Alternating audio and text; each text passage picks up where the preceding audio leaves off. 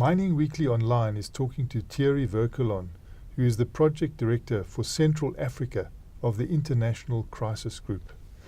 Thierry, can you update us on what is happening in Central Africa with regard to governance issues and new codes and the impact that it has on the mining industry? Yes, I mean the mining production is definitely rising in Congo for several years now, but mining governance is still very much a challenge there. There is a review process of the mining code in Congo that has started in 2012 and that is supposed to be completed this year. This review process is of course generating a lot of nervousness among the mining companies in Congo. There are a lot of talks, but the process itself is not very transparent in a way.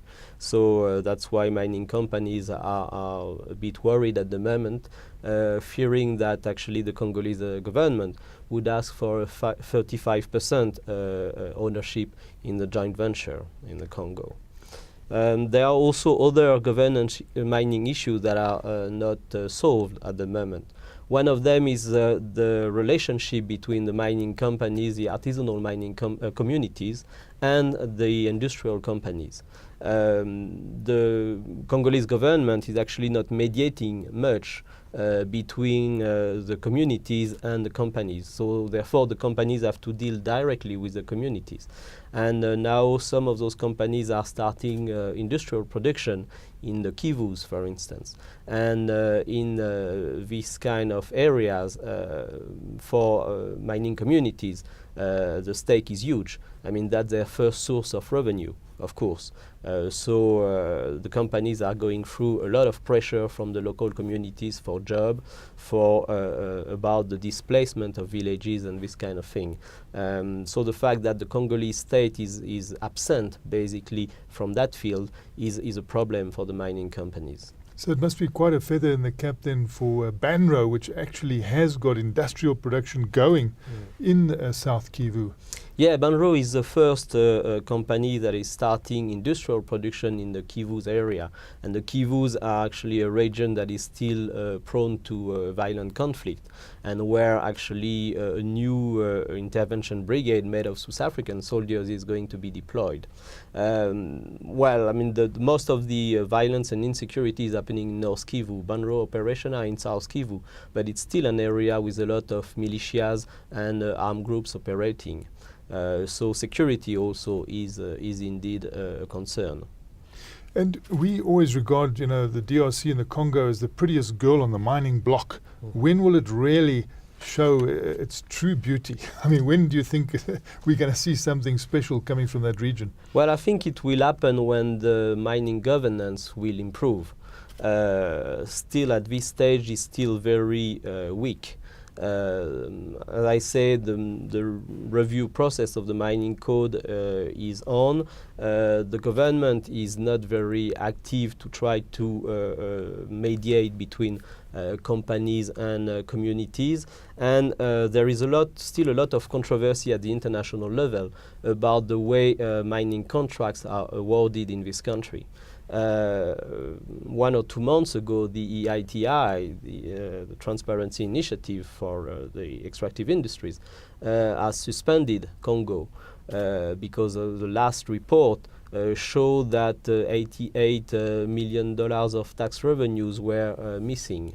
The Congolese authorities later came to say that they found those millions, but still Congo is suspended from the EITI, so its reputation on the market is not very good. And there are also several other controversial contracts that are actually discussed in international circles, including the IMF, that is actually very firm about publishing mining contracts in the DRC. It's actually an obligation by law in the DRC to publish all the mining contracts. And one of them hasn't been published, and the IMF has actually suspended a loan last year about this issue. And do you think there could be repercussions from a listings point of view? I mean, could some companies be delisted if they're not cooperating and making their contracts transparent? Well, I think it depends on which stock exchange we're talking about. But I've heard that indeed one or two companies may actually were under investigation for allegedly corrupt practices might be sanctioned at one stage. And this 35%, is that a free carry, or does the government agency come in with funding? No, it will actually be a free carry. And that's why the mining companies are very nervous. You remember that there was actually a review of all the mining contracts in the DRC that started in 2007 and ended up in 2009. So at that time already companies had to contribute in a way or another, and there was already the discussion at this time that the shareholding of the state should be higher. Now the discussion is that the shareholding should be made higher by law. And this 35%, it seems to be going around Central Africa and being exported into East Africa and other mines. Yeah, it seems that this figure may become some sort of a standard in the mining sector in Africa.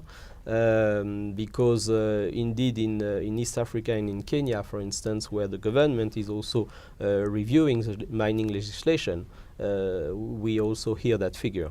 That was Mining Weekly Online in conversation with Thierry Vircoulon, the project director for Central Africa of the International Crisis Group.